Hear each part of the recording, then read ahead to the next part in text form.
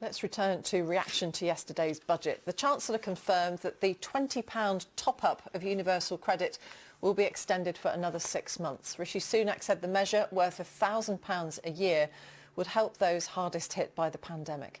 Campaigners want the top-up to be made permanent, while Labour said the measure did nothing to address insecurity and inequality. Joining us are Caroline Rice, who receives universal credit, and also Katie Schmucker, who is Deputy Director of Policy at the Joseph Rowntree Foundation. Welcome to you both. First, Katie, this £20 uplift then, the weekly increase being extended to September, how welcome is that? Well, it's certainly better than whipping away that lifeline right now, but we're really concerned that by extending it only by 6 months, the government seems to not be in touch with the realities of the economic situation that we're actually in. We're going to be facing a perfect storm as we head into the winter. Just as furlough ends, just as unemployment is expected to peak at around 2 million people, that's the point at which this support, the additional £20 per week, which has been an absolute lifeline for so many people through this pandemic, is going to be whipped away. And that means that about 6 million families are going to be facing a really tough winter as they face a loss of income overnight of just over £1,000 a year. Caroline, you've been in receipt of universal credit. You also work as a registered childminder. How much difference to you has this extra £20 a week made? It's made a big difference. It's the difference between, drowning and having to make a difference between what I pay or basically not staying afloat.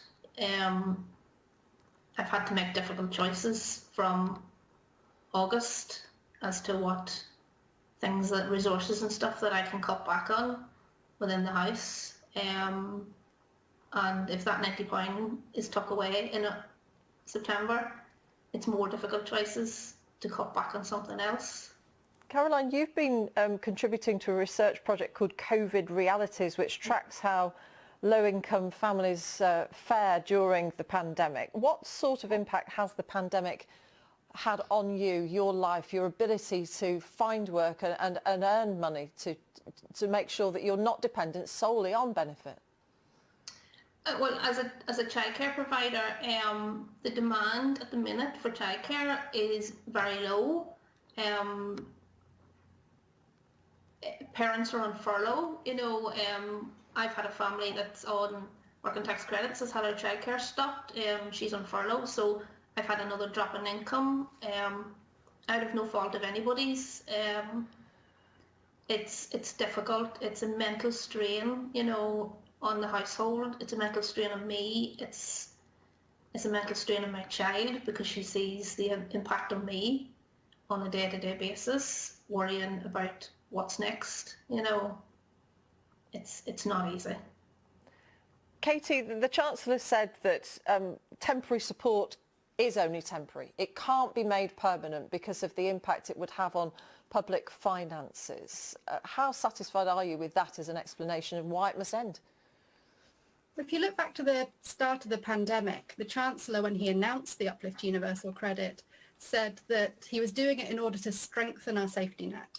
And that right there is an admission of the fact that our social security system has not been providing adequate support for people. It has not been there for them in the way that they need it in difficult times. So that was the right thing to do then, because we came into the pandemic in bad shape. We came into the pandemic on the back of a decade of deprivation, when people on the lowest incomes were seeing their incomes fall, and that was being driven largely by cuts to social security, but also low-paid jobs and really high housing costs. So the right thing was to increase the adequacy of the social security system. And the right thing to do yesterday would have been to make that a permanent part of our social security system. We should all be able to rely on social security when life events hit us. And, the last year has hammered home for all of us that we simply don't know what's around the corner. Our social security system should be an embodiment of our desire to help and support one another. And that's in tune with our values as a country.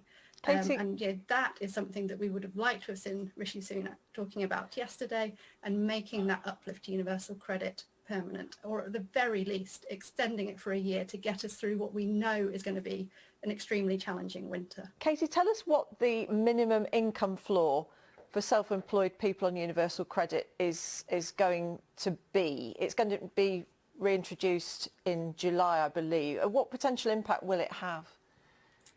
So the minimum income floor is a part of universal credit that applies to people who are self-employed.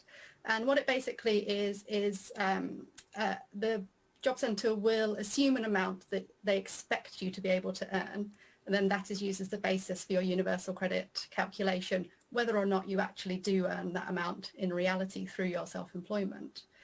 The minimum income floor has been suspended throughout the pandemic. That's brought welcome relief to very many low-income self-employed people. It's going to be reintroduced from the end of July. It's not entirely clear why that support is being taken away at the end of July, 2 months sooner than other forms of support like furlough are being faded out later.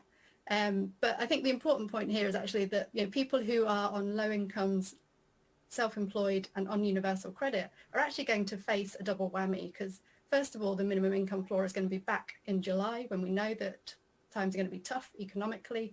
But then come the end of September, that lifeline of the uplift to universal credit, that extra £20 a week, is going to be whipped away. So they're going to face a double whammy before then heading into a difficult autumn when we know unemployment is going to be high and things are going to be very tough for a lot of families. Caroline, as someone who's self-employed, what impact will the reintroduction of the minimum income floor have for you? I mean, bearing in mind what your earning capacity has been for the last 12 months. Yeah, well, as Katie says, it's a double whammy. I haven't experienced the minimum income floor on universal credit prior to the pandemic, so I don't know how much I would potentially lose out to now in July. I'm kind of guessing around maybe 40, 50 quid pound a month that I could be losing out in support. As a childcare provider here in Northern Ireland, our potential to earn here is heavily restricted in comparison to our counterparts in Britain. So my potential to earn is really low here in Northern Ireland, and I'm still expected to reach that minimum income floor, the same as the rest of the UK, and it's impossible. And it will be impossible due to the lack of demand at the minute. Yes, exactly. The circumstances really don't help, do they? So ongoing uncertainty, sadly, for you. Caroline Rice and Katie Schmucker from the Joseph Rowntree Foundation. It was good to have you both on BBC News today. Thank you very much for joining us. Thank you. Thanks.